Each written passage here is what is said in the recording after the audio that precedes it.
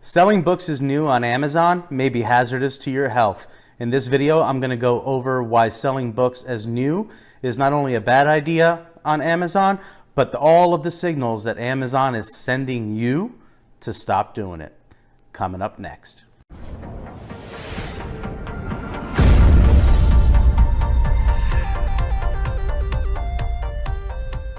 Hey everybody, it's Manny from Manny's Book Bag. I'm back with another video. In this video, I want to discuss an email that we all received this afternoon from Amazon.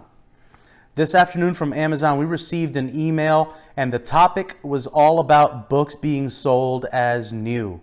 Now, just to give you some background, in January, there were many suspensions on Amazon for books that were sold as new. Most of these suspensions were of newer sellers, and they were asked to provide proof by either providing receipts or invoices from wholesalers or authorized distributors of those books. Now, we got through that wave of suspensions, and it seems as though a lot of sellers are beginning to forget what it is they learned because we're seeing new books all over the place once again. This afternoon's email is Amazon's way of reiterating their policies and going over some of the most basic violations of policies on books sold as new. This is the warning, and I do believe that there will be another wave of suspensions probably before the August textbook season.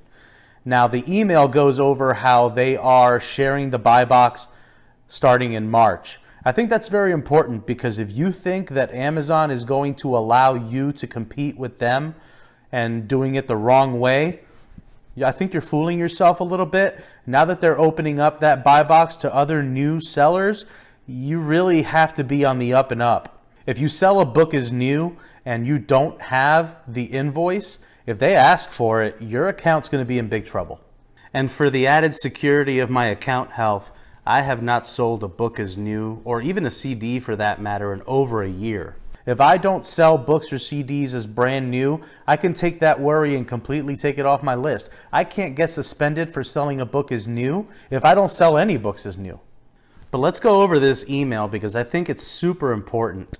Not only did they confirm that they've been sharing the buy box since March with new sellers, but they also go over some of the policy violations that are taking place. I'm going to go ahead and read. I printed out the email.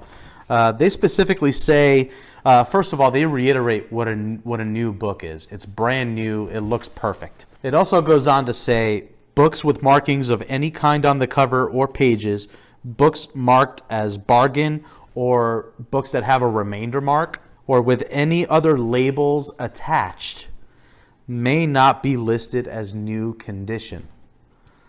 Additionally, books listings must exactly match the item described, including the edition/version, binding type, and country of origin. We're going to talk about those because they're talking about more than just the condition of the books with that. Sellers who list books in new condition that do not meet these guidelines may have their offer removed and could face additional action for repeated violations, including account suspensions or terminations. That doesn't sound worth it to me. But let's talk about this. Obviously, there are sellers that are sending in books as new that have remainder marks on them, that have bookstore labels on them. These items are not new, even if you think they are. The only thing that matters is what Amazon says. These books are not new. Now, this next statement is super important as well. I'll read it again. Book listings must exactly match the item described, including the edition/version, binding type, and country of origin. You can't send a hardcover in on a listing that's a paperback and vice versa. If there is an issue, you'll want to call seller support and you want to see if you can have that switched on the listing. Now, when it comes to country of origin, that is a very direct warning to those sellers that are selling international editions as US editions. If you do an Amazon to Amazon flip and you receive a book that's got that telltale tape on the bottom and the top and places in the back, you're going to want to remove that tape.